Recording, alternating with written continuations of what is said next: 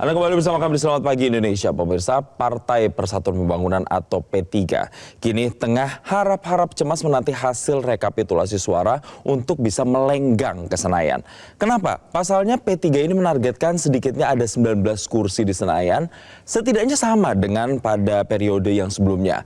Nah, target tak muluk-muluk itu ternyata dipandang realistis di tengah makin menurunnya perolehan suara P3 di tengah himpitan lonjakan suara PSI atau Partai Solidaritas Indonesia. Nah, kita akan coba merecap lagi bagaimana sebenarnya suara P3 dari pemilu satu ke pemilu berikutnya. Kita akan coba lihat dalam slide berikut ini. Kalau kita melihat dari tahun 99 misalnya, di situ P3 mendapatkan sekitar 10,71% kursi, dan kemudian di tahun 2004 sampai dengan 2019 kita lihat grafiknya selalu mengalami penurunan, pemirsa. Tahun 2004 hanya mendapatkan 8,16 kursi, kemudian di 2009 turun lagi 5,33% kursi, sempat naik di 2014, kemudian turun lagi di 2019 hanya mendapatkan sekitar 4,52% atau 19 kursi di DPR. Dan dalam sejarah pemilu setidaknya sejak 99 ini, P3 mengalami penurunan suara, pemirsa, dan trennya memang terus mengalami penurunan. Nah, kita akan lihat lagi, pemirsa, di slide berikutnya. Lalu seperti apa hasil survei terkait dengan suara P3 ini sebenarnya di pemilu? Nah, kita mencoba menjabarkan ada setidaknya 3 dari lembaga survei. Yang pertama ada LSI di Januari 2024, kemudian ada survei indikator politik di tengah, ini di Februari 2024, dan juga yang terakhir yang warna merah itu Litbang Kompas di Desember 2023.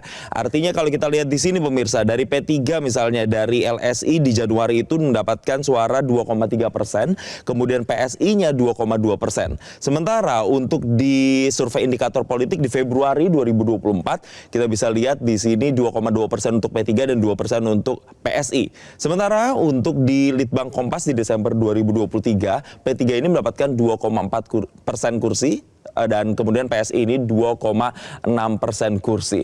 Nah, berikutnya juga, pemirsa, kita akan masih melihat lagi, lalu bagaimana sebenarnya perolehan sampai dengan hasil recount KPU RI sampai dengan kemarin, setidaknya tanggal 5 Februari 2024. Kita melihat untuk P3 sendiri, ini hasil real count-nya adalah 4,01%.